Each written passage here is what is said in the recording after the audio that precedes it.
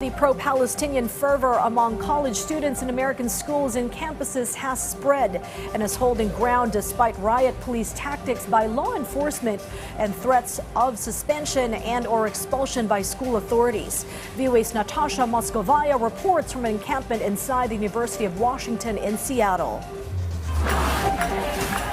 On Monday at Columbia University, the site of the first of dozens of campus encampment protests across the U.S., pro-Palestinian demonstrators defied university orders to leave the tents or face suspension. Students in the backers, they will not be scared into dispersing. This is not a rules violation. This is a movement, and they will be here as long as it takes. We have a large community. They're very resilient.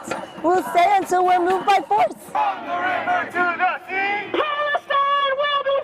On the West Coast, protesters set up a new encampment Monday at the University of Washington in Seattle, demanding an end to the war in Gaza and university divestment from Israel.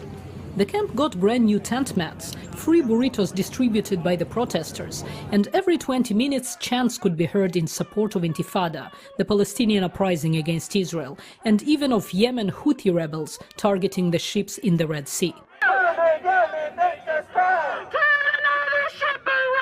The university planted several "no camping allowed" signs at the liberal arts quadrangle, known as the Quad, where the protesters erected their tents. A piece of wood is not going to deter us from standing in solidarity with Palestine. We're prepared for anything, but ultimately, if there are arrests, that is not because of choices that we made.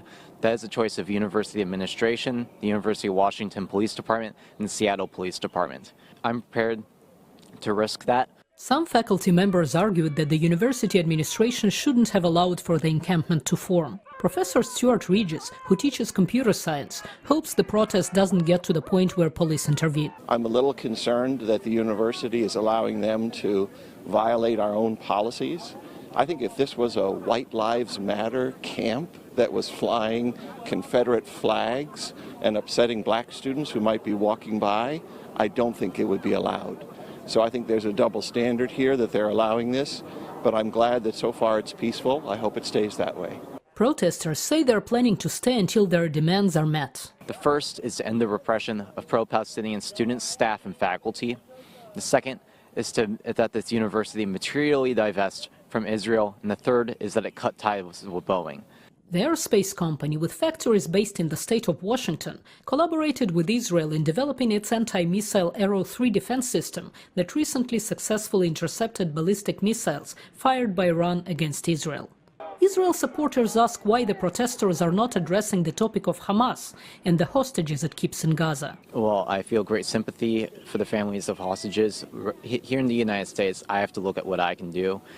And I see that my government is providing billions of dollars in military aid to Israel. Besides the call for ceasefire, the protesters' messages vary when it comes to a long-term solution.